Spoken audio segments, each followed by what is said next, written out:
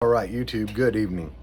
This is a video I've dreaded doing because it's going to split the people that follow me into two groups. The noobs are going to disagree with me and be mad. Then the knowledgeable base heads, they're going to be like, cool, right, you know. But I get asked this question all the time. What do I think about Skar? Personally, I wouldn't choose Skar ever. There's only something better for the same dollar out there. Like the American base XFL is better and cheaper than probably anything they have, but their Z Series sub if you're going strictly for SPL. But that's a whole nother subject. The best woofer they have by far is their DDX, and that's because rumor has it, we don't know 100%, but Jacob threw him a bone way back, Jacob Fuller from Sundown, and it's pretty much a Sundown SA version 1, which is why it's so good. And then there's the dreaded worst sub they have, and everybody argues with me online about this, and when I talk about how shitty this woofer is, people always want to comment on Facebook with the laughy emojis because they have no clue. The EVL is like garbage. If you know anything about TS parameters on a subwoofer, like FS, BL, Q, anything, if you just learn the basics of it, you'll see why it's a shitty sub.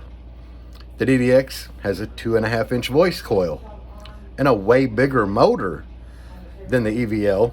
The EVL has a 3-inch voice coil and a tiny motor. I'm talking the motor is probably like the same size as a McDouble. The motor force, way too weak on that EVL for a 3-inch coil. And subwoofer performance, it all comes down to efficiency. Like me personally, why do I have 3-inch coils? My prides are 3-inch coils. And my prides eat about 7,500 watts on the daily per sub, and I have no problems with them. Because it's a good coil. I have a shit ton of motor force. The motors on my subs weigh like 75 pounds a piece. I mean, that's the motor force. The motor on an EVL is smaller than a DDX, and the DDX has a 2.5-inch voice coil, so that should tell you something right there. I mean, whoever designed the EVL was a total fucking idiot. I'm talking like a major idiot. I don't even know why they would let somebody design a motor like that to begin with. Because it doesn't have nearly enough force for a 3-inch coil, but the people that have them are like, man, my EVO's bang, da da da da da da. Yeah, right. No, they don't. And then people are like, well, the EVL will handle more power than the DDX. Not really. I mean, yeah, it's got a bigger coil, so by all rights, a bigger coil will handle more power. But at the end of the day, when you add motor force into that, no, it doesn't. And the DDX is way more efficient because a 2.5-inch voice coil is way more efficient than a 3-inch voice coil in terms of efficiency. And then when you add in the motor force, the DDX is a far superior sub. I don't have a problem with the VXF. It's a pretty decent sub. I mean, there again, I would take the American base XFL over it all day because dollar for dollar, it's a better sub. But I've heard a few cars, and they sounded good with the VXF, and it got pretty loud. The Z Series, it just, good SPO sub. Good for numbers, sound quality, shit on it. But that's a whole nother story.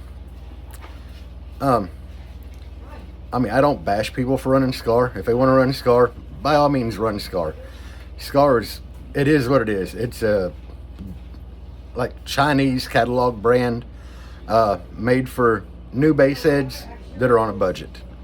That's why the budget bass heads group on Facebook is full of people ranting about how they love their Skar and how their EVLs bang. But if you spend some time here on YouTube and you learn how to read subwoofer specs, you're going to start looking at your EVLs and be like, God dang, man, these things are shit.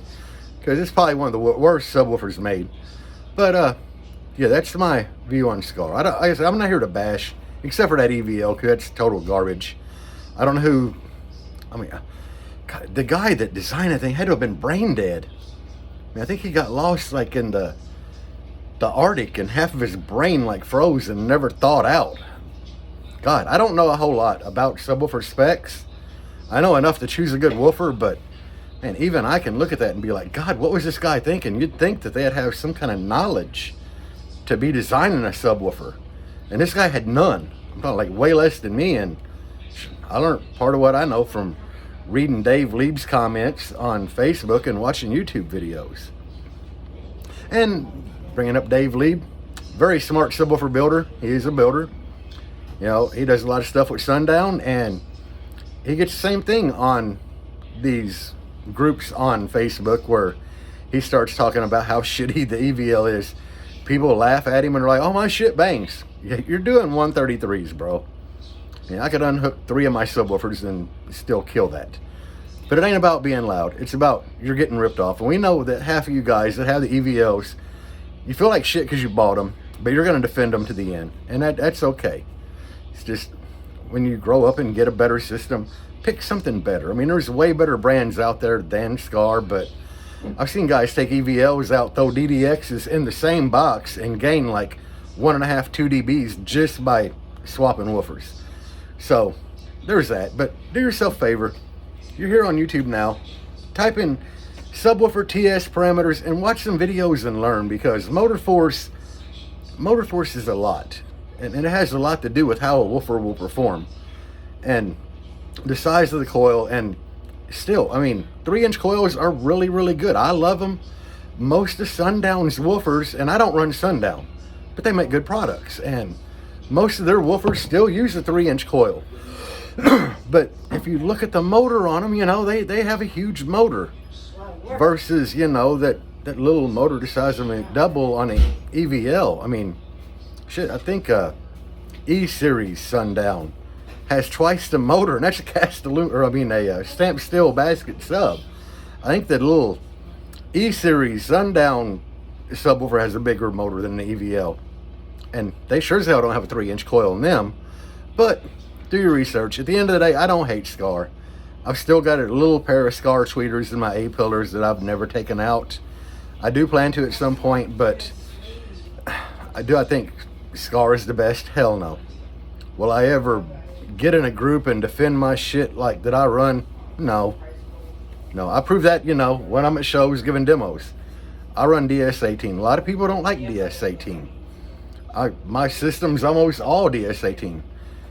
I mean, their lower end stuff is just that, lower end. Their high end stuff, well, it's really high end, you know. You get what you pay for.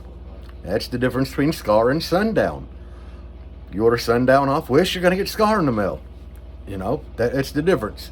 It's not meant to be a high quality product.